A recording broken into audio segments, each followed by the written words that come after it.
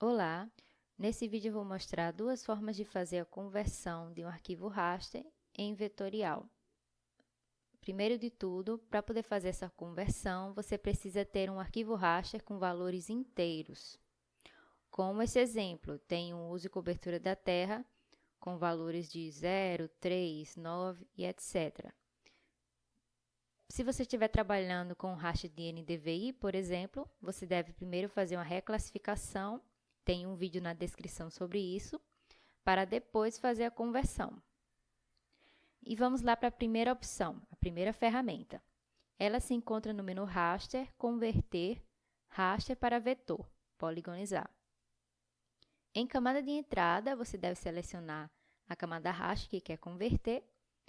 Em número da banda, deve selecionar a banda, se o seu arquivo possui várias bandas.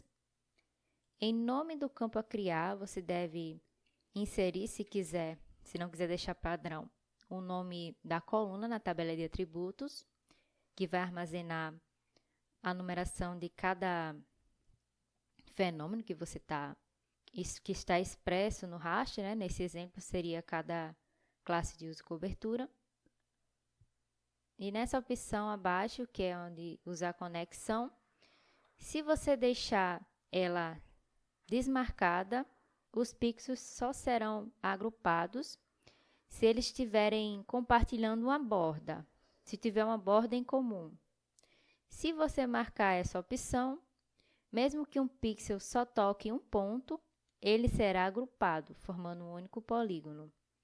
E, consequentemente, vai criar menos polígonos na tabela de atributos. Nesse exemplo, eu vou deixar marcado para diminuir a quantidade de polígonos. Em parâmetros avançados, eu não vou fazer alteração. E em vetorizado, nós vamos salvar o arquivo para a conversão.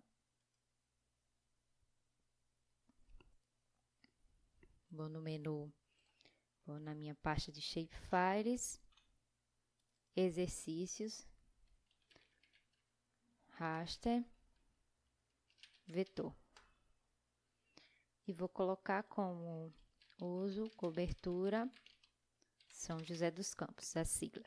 Clique em salvar e executar. Esse processo pode demorar bastante se seu arquivo for muito grande. Como esse aqui é pequeno, foi bastante rápido. Finalizado a conversão, clicar em Close. Veja que ele criou um arquivo, eu salvei como shapefile. Esse arquivo possui uso e cobertura e também aquela borda preta que vem em algumas imagens, né? Nesse caso, no arquivo raster. Você pode abrir a tabela de atributos, classificar, clicando na opção de classes, e apagar o zero se for o caso, que geralmente não é útil para nós, né? Já foi apagado. Se eu fechar a edição, a borda vai desaparecer. E dando um zoom, nós vamos ver que esse arquivo vetorial, ele mantém aquele mesmo aspecto de serrilhado do arquivo raster. E aí, se você quiser, você pode utilizar algum algoritmo de suavização para diminuir esse aspecto, né? Vamos dar um zoom para a camada. Nós também podemos ir nas propriedades e fazer a alteração da simbologia para categorizado com o valor classes e classificar para poder verificar como que essas classes se distribuem, ok? Uma dica que eu dou também, se você quiser diminuir esse aspecto das bordas das classes do shapefile, você pode selecionar tudo e na opção de símbolo, preenchimento simples e colocar um traço transparente.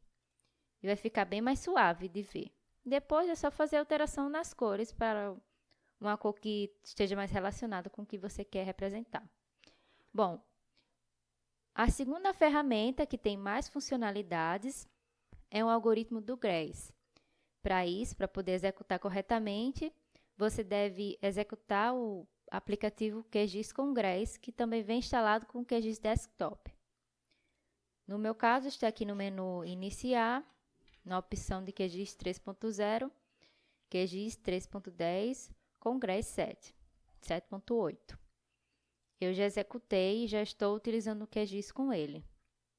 Agora, nós vamos no menu Processar, Caixa de Ferramentas.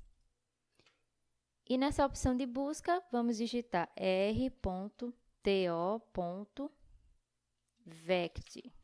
R2Vect. Vou clicar nessa opção. Você também deve clicar em GRES Raster R2Vect. Em camada de entrada, também vai ser a camada raster. E aqui nós temos a opção de converter para área, para ponto e para linha. Naquela outra opção, básica, nativa do QGIS, você só consegue converter para área. Esse ponto é interessante quando você precisa extrair pixels, valores de pixels de um raster. E aí você cria pontos para cada pixel. Como nós estamos trabalhando com um arquivo de uso cobertura, vou selecionar a área.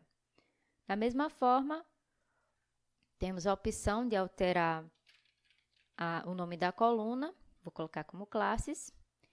E aqui também tem uma opção interessante, que é para suavizar as feições. Nesse caso, vai diminuir aquele aspecto de serrilhado. Vou marcar essa opção. Também tem essas outras opções que não são necessárias no momento. Embaixo nós temos a opção de escolher a extensão do GRES, a extensão máxima do arquivo que vai ser gerado, o tamanho da célula da região GRES, se você quiser alterar para o tamanho do pixel, e essas outras opções que também não são necessárias. Em vetorizado, nós vamos salvar o arquivo. Eu vou clicar no Shapefile e vou inserir na frente GRES. Clicar em salvar e executar.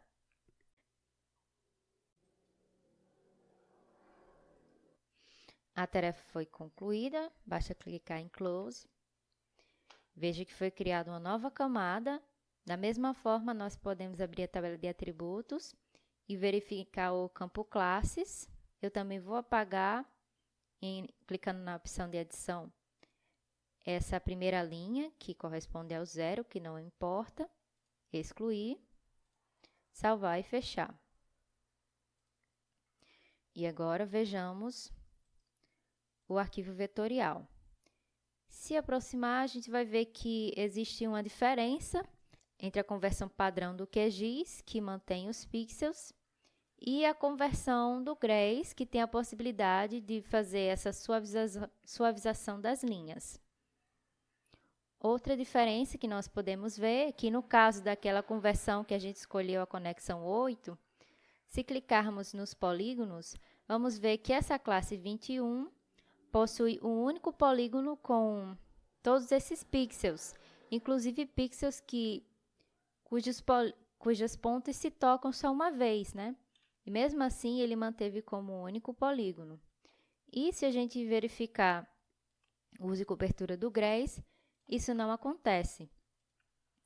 É a mesma classe 21, mas que possui polígonos diferentes, aumentando a quantidade de polígonos na tabela de atributos, que nós podemos ver, verificando na tabela, essa opção de quantidade de feições. No GRES ficou 15.317 e utilizando aquela opção de conexão apenas por uma única ligação, nós temos 8.910. Chegamos ao final do vídeo. Não esquece de clicar no gostei e se inscrever no canal.